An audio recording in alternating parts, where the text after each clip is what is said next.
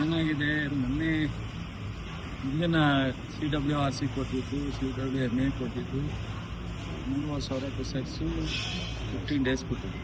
ಒಂದು ರೀತಿ ಸೊ ಕಷ್ಟ ಕೊಡೋ ಇದ್ರೂ ಏನೋ ಒಂದು ರೀಸನಬಲ್ ಆಗಿತ್ತು ಅಂತ ಅನ್ಕೋಬೋದಿತ್ತು. ಅವಾಗ ಏನೋ ಮಳೆ ಬಂತು, ಲಕ್ಕಿಲಿ ಎಲ್ಲ ಬಗೆಹರಿಯಿತು. ಮತ್ತು ಅವರು ಮೊನ್ನೆ ಕೊಟ್ಟಿರ್ತಕ್ಕಂಥದ್ದು ಟೂ ಡಿಫಿಕಲ್ಟ್.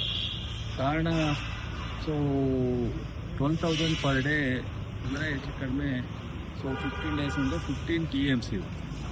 ನಿಮ್ಮಲ್ಲಿ ಈಗ ಕಂಪೇರ್ಡ್ಲಿ ಕುಡಿಯೋ ನೀರು ಬೆಳೆಗೆ ಅಲ್ಲೂ ಕಟ್ಟ ಇಲ್ಲೂ ಕಟ್ಟ, ಮಳೆಯಲ್ಲಿ ತಮಿಳ್ನಾಡಲ್ಲೂ ಬೆಳೀಲಿಕ್ಕೆ ಕಟ್ಟಾಗುತ್ತೆ, ನಮ್ಮಲ್ಲೂ ಬೆಳೀಲಿಕ್ಕಾಗುತ್ತೆ. ಆದರೂ ರೈತರು ಪ್ರಯತ್ನ ಮಾಡ್ತಾರೆ ಮತ್ತು ಮಳೆ ಬಿದ್ದಾಗ ಹಾಕ್ಬಿಡೋದು, ಈ ಥರದೆಲ್ಲ ಸಮಸ್ಯೆಗಳಾಗ್ತವೆ. ಸಹಜವಾಗಿ ರೈತರು ಸುಮ್ಮನೆ ಕೂರ್ಲಿಕ್ಕಾಗಲ್ಲ.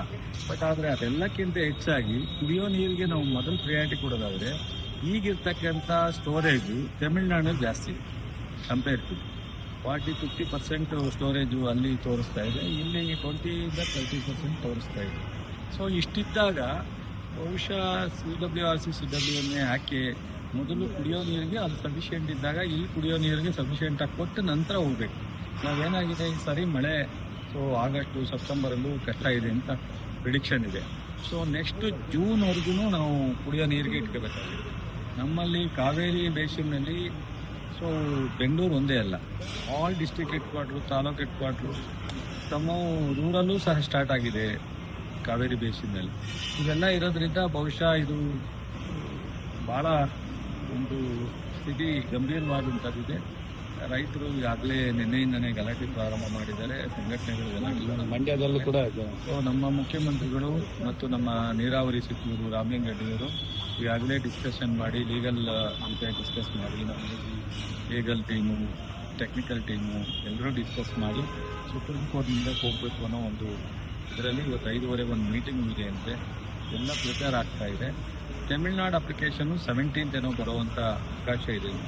ಬಹುಶಃ ನಾಳೆ ನಮ್ಮ ಸರ್ಕಾರ ಸುಪ್ರೀಂ ಕೋರ್ಟ್ ಮುಂದೆ ಹೋಗೋದ್ರಿಂದ ಬಹುಶಃ ನಾವು ಇದನ್ನು ಭಾಳ ಗಂಭೀರವಾಗಿ ಸುಪ್ರೀಂ ಕೋರ್ಟ್ ಮುಂದೆ ನಾವು ಎಲ್ಲ ಡೀಟೇಲ್ನ ಸಬ್ಮಿಟ್ ಮಾಡಬೇಕಾಗಿದೆ. ಬಹುಶಃ ನಮಗೆ ಸುಪ್ರೀಂ ಕೋರ್ಟಲ್ಲಿ ಏನಾದ್ರು ಒಂದು ಸಂಪೂರ್ಣ ಮಾಹಿತಿಯನ್ನು ಎರಡೂ ರಾಜ್ಯದಲ್ಲಿ ಎಲ್ಲ ಇಲಾಖೆಯಿಂದ ತಗೊಂಡು ಸ್ವಲ್ಪ ನ್ಯಾಯ ಸಿಗುತ್ತೆ ಅನ್ನೋ ನಂಬಿಕೆ, ಭರವಸೆ. ಸರ್, ಕುಮಾರಸ್ವಾಮಿ ಅವರು ಬೆಳಗ್ಗೆ ಆರೋಪ ಮಾಡ್ತಾ ಇದ್ರು, ರಾಜ್ಯ ಸರ್ಕಾರದ ಪೂರ್ವ ಸಿದ್ಧತೆ ಇಲ್ಲದೆ ಇರೋದೇ ಇಂಥ ಆದೇಶಗಳು ಬರ್ಲಿಕ್ಕೆ. ಏನಾಗೈತ್ರಿ, ಇದು ಹಳೇದ್ರಿ, ಇಲ್ಲ ಒಂದ್ ನಿಮಿಷ ಒಪ್ಕೊಂಡೆ. ನಿಮಗೂ ಅಷ್ಟಲ್ಲ, ನಮಗೂ ಅಷ್ಟಲ್ಲ. ಕಾವೇರಿ ಹೋರಾಟ ಮಾಡ್ತಾನೆ ಬಂದಿದ್ದೀವಿ, ಸಮಸ್ಯೆ ನಾವು ಎದುರಿಸ್ತಾನೆ ಬಂದಿದ್ದೀವಿ. ಕುಮಾರಸ್ವಾಮಿನೂ ಮುಖ್ಯಮಂತ್ರಿ 2 ಬಾರಿ ಆಗಿದ್ದಾರೆ, ಅವ್ರ ತಂದೆ ಆಗಿದ್ದಾರೆ. ಎಲ್ಲ ಸಂದರ್ಭದಲ್ಲೂ ಈ ಸಮಸ್ಯೆ ಬರ್ತಾ ಇದೆ. ಅಲ್ಲಿ ನಿಂತ್ಕೊಂಡಾಗ ಒಂದು, ಇಲ್ಲಿ ನಿಂತ್ಕೊಂಡಾಗ ಒಂದು.